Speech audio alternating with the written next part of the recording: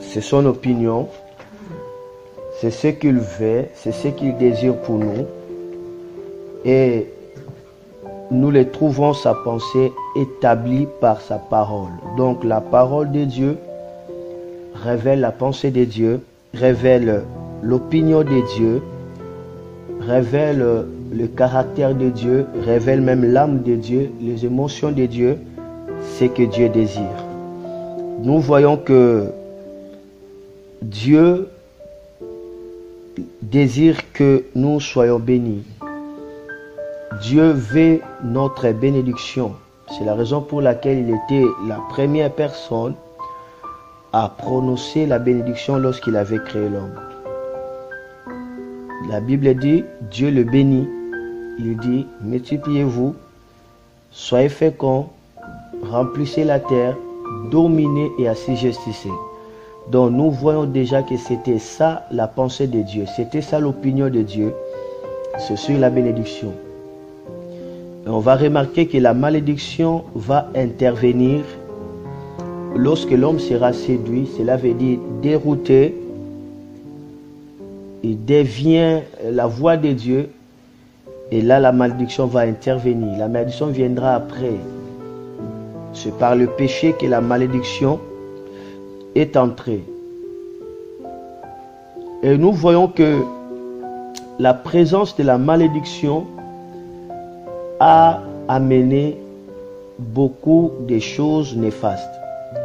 La malédiction a amené des problèmes, a amené la souffrance, a amené la dégénération, a amené des conflits, a amené de pleurs, a amené toute forme de souffrance que l'humanité a connue. Donc, la malédiction a bravé l'harmonie qui était dans le jardin. C'est par la malédiction que la terre commence à produire les ronces. C'est par la malédiction qu'il y eut la maladie. C'est par la malédiction qu'il y eut même la mort. C'est par la malédiction qu'il y a eu la souffrance, et c'est par la malédiction qu'on peut constater que les animaux commencent à se soulever contre les hommes. Et il y a des guerres, il y a beaucoup de choses que nous voyons, ça provient tout simplement de la malédiction qui a été libérée sur l'homme. Donc nous allons comprendre clairement que la bénédiction, c'est une présence qui apporte des choses meilleures, et de même aussi la malédiction, c'est une présence mais qui apporte des choses malheureuses ou qui apporte le malheur. Mais aujourd'hui on voit les choix que nous devons faire. Nous disons oui à la malédiction et non à la bénédiction. Pourquoi ces choix? Parce que dans Deutéronome 11, 26, Dieu nous donne ce choix. Il dit, écoutez, aujourd'hui, je vous donne le choix entre la bénédiction et la malédiction. Je vous donne le choix entre la bénédiction et la malédiction. Donc, c'est à nous de choisir. Soit la bénédiction, soit la malédiction. Voilà pourquoi nous avons reformuler le terme pour dire non à la malédiction et oui à la bénédiction. Donc c'est à nous de décider, de prendre la décision, de dire ce qu'on veut. On veut la bénédiction ou on veut la malédiction. Mais nous, aujourd'hui, nous avons dit oui à la bénédiction et non à la malédiction. Il ne suffit pas seulement de dire oui à la bénédiction et non à la malédiction, mais il faut comprendre maintenant qu'est-ce qu'il faut faire pour que la bénédiction soit ordonnée à votre suite ou à votre faveur, et qu'est-ce qu'il faut faire pour que la malédiction ne puisse pas vous suivre. Là, on le verra plus tard, des conditions, comment faire pour que la bénédiction vous accompagne. Mais aujourd'hui, d'abord, nous sommes limités d'abord par une décision, un choix qu'on doit faire. oui à la bénédiction, non à la malédiction. La Bible dit la vie et la mort sont au pouvoir de la langue. Donc on peut dire la malédiction et la bénédiction se retrouvent au pouvoir de la langue. Il y a tant de versets qui démontrent clairement que Dieu nous donne le choix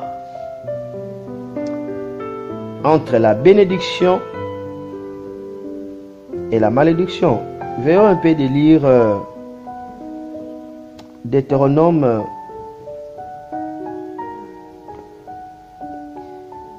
chapitre 30. On va lire le verset 1. Deutéronome 31, que dit la Bible.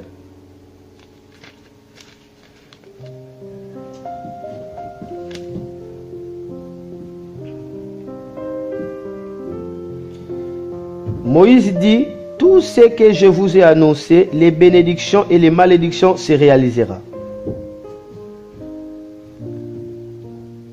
Et maintenant, on va lire le verset 19.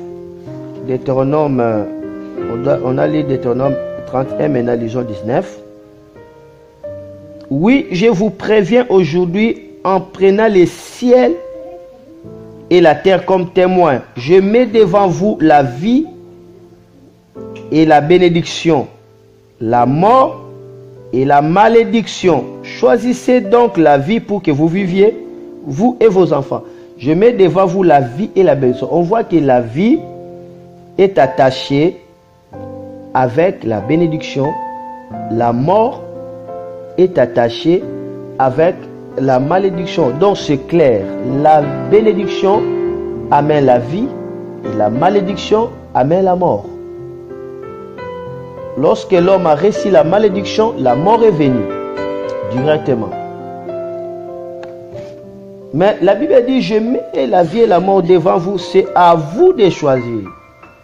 Est-ce qu'on peut voir des abus que la malédiction peut amener dans la vie d'une personne? Mais en cheval, est-ce qu'on peut de comprendre que la malédiction, comme je venais de dire, apporte toute forme de choses nuisibles.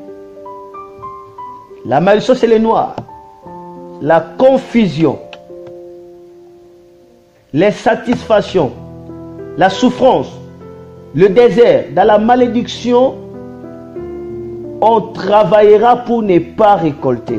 Est-ce qu'on peut lire une petite pensée sur la malédiction? Juste une petite pensée. Lisons Deutéronome chapitre 28. Je crois que ça serait le verset 30. Deutéronome 28, 30 à 33. Voyons un peu une pensée à ce qui concerne la malédiction. Parce que pour mieux comprendre la bénédiction, je pense qu'il faut comprendre les désastres qu'apporte la malédiction. Lorsqu'on voit les désastres de la malédiction, on pourrait vraiment apprécier la bénédiction. Comment vous pouvez apprécier la lumière si vous ne savez pas les conséquences des ténèbres? Deutéronome chapitre 28, le verset 30 à 33, la Bible dit ceci. Quand l'un de vous, là on est en train de lancer, de démontrer un peu des effets de la malédiction. Dieu dit, quand l'un de vous se fiancera, quelqu'un d'autre couchera avec sa fiancée. Ça c'est grave. Quand l'un de vous se fiancera, quelqu'un d'autre couchera avec sa fiancée. Donc c'est grave. Et nous savons que même dans la Bible, on interdit de faire des rapports intimes avant le mariage. Mais ici, la personne vient de se fiancer, mais l'autre personne déjà, elle couche avec sa fiancée avant même le mariage. Donc, c'est le double péché ici qui vient. Voilà la malédiction. Quand l'un de vous se fiancera, quelqu'un d'autre couchera avec sa fiancée. Si quelqu'un construit une maison, il ne pourra pas l'habiter. Si quelqu'un plante une vigne, il ne cueillera même pas les premières grappes de raisin. On tuera vos bœufs sous vos yeux, et vous n'en mangerez pas. On volera vos ânes, et vous ne les trouverez pas.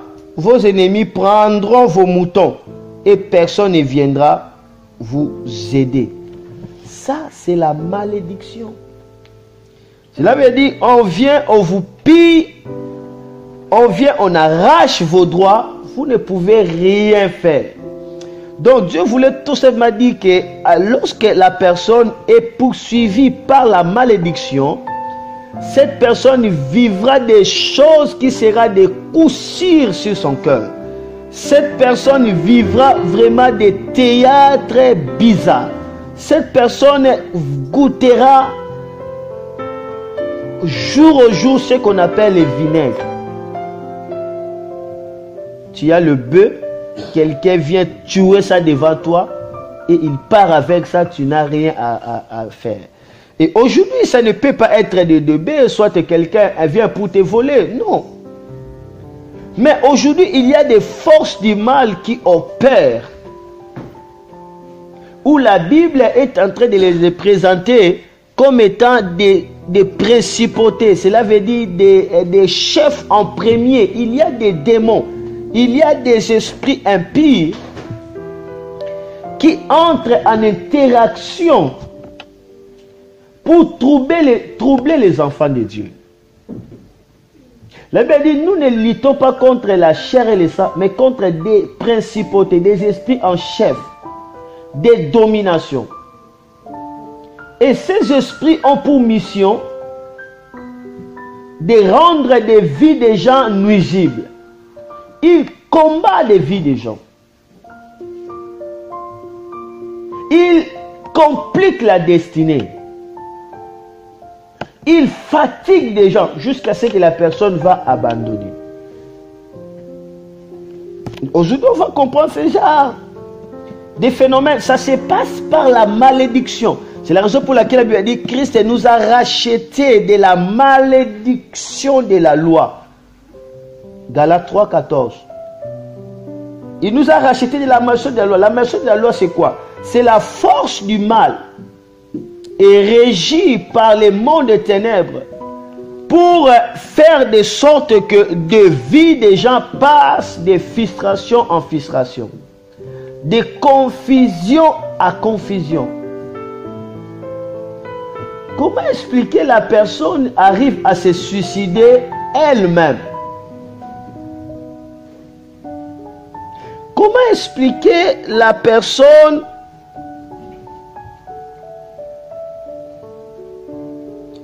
arrive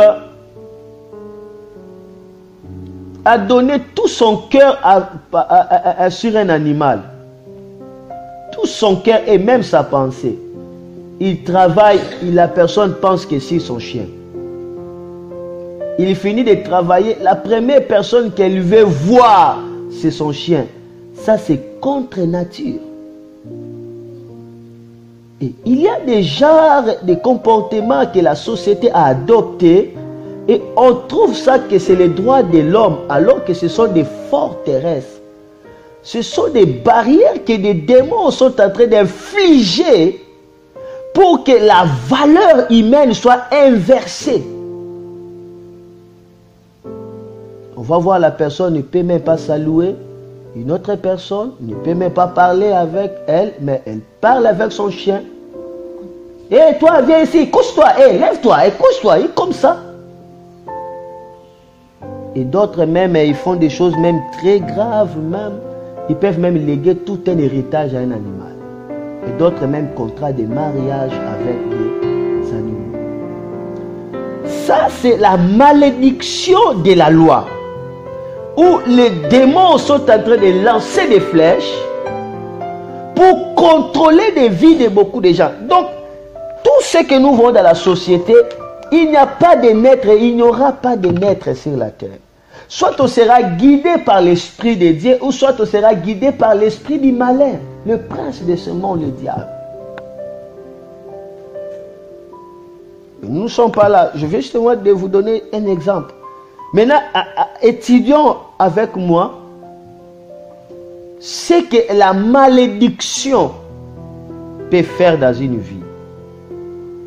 Nous lisons dans le livre de 1 Chronique chapitre 4, le verset 9. Nous connaissons l'histoire de Jaébé. 1 Chronique 4, 9.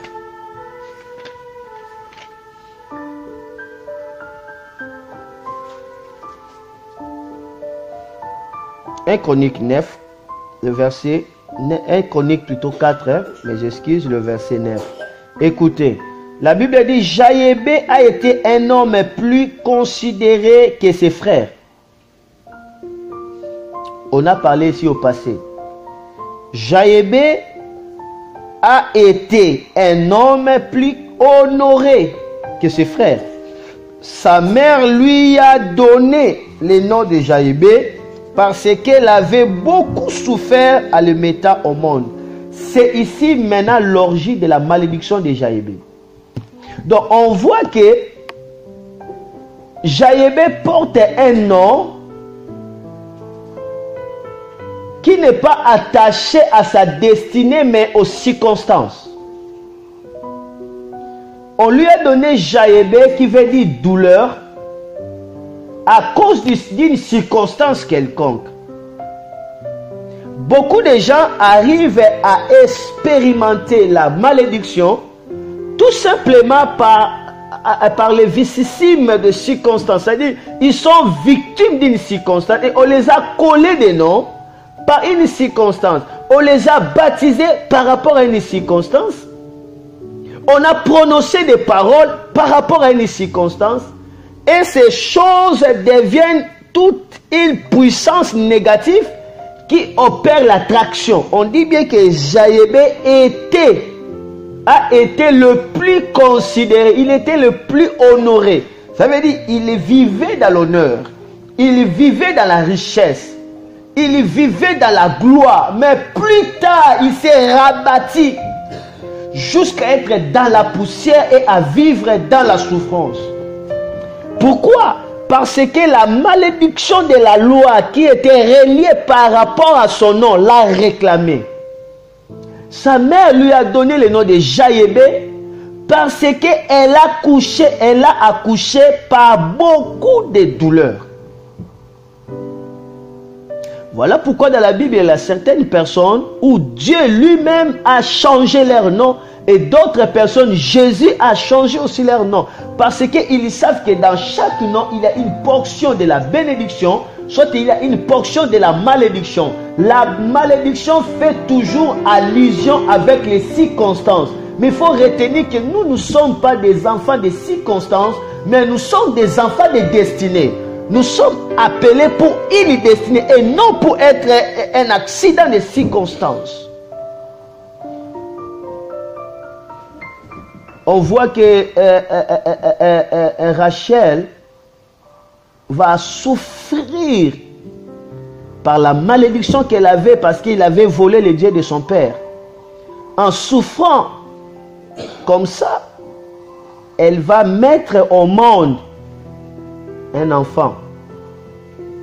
Et il l'appelle Benoni. Cela veut dire fils de ma douleur. Et lorsque elle a affronté directement, elle était morte. Mais son père était un prophète. Lorsque Rachel a donné le nom de Benoni directement, Jacob a refusé. Il a dit non, il ne s'appelle pas Benoni, mais il s'appelle Benjamin, fils de ma droite. On va voir que tous les enfants de Jacob, c'était leur mère qui les nommait. Tout.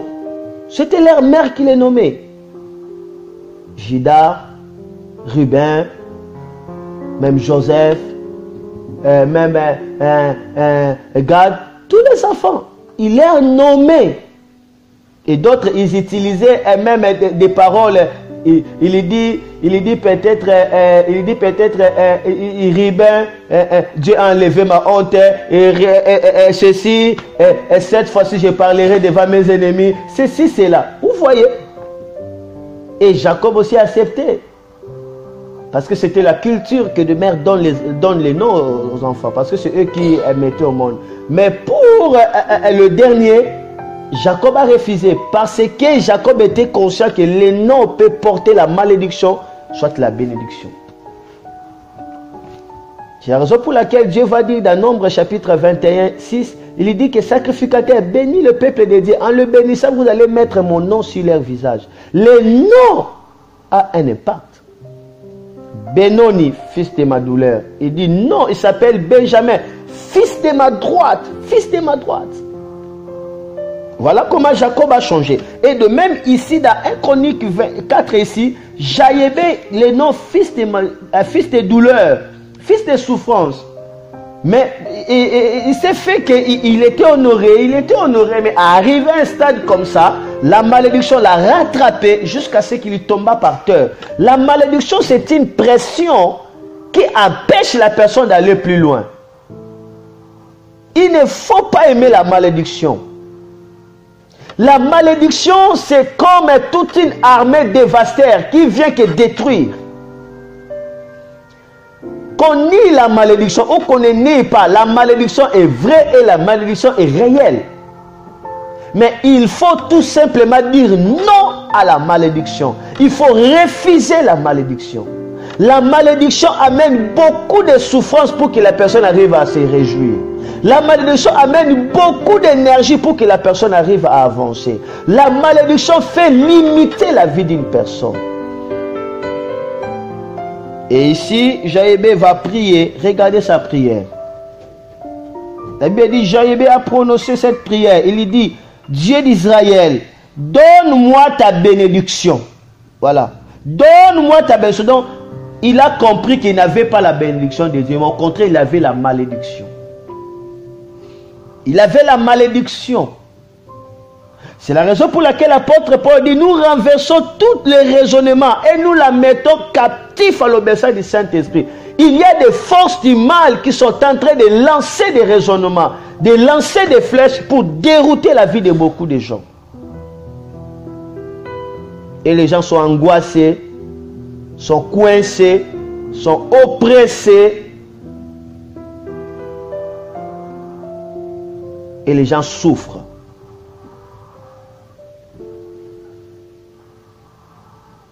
Alléluia. Il dit, donne-moi la bénédiction, ta bénédiction. Augmente mes terres. Voilà. Étends sur moi ta main protectrice. Éloigne-moi le malheur et la souffrance. Dieu a donné à Jaïbé ce que celui-ci lui a demandé. Il a compris qu'il était limité. Il était dans la souffrance. Il n'était pas dans l'augmentation.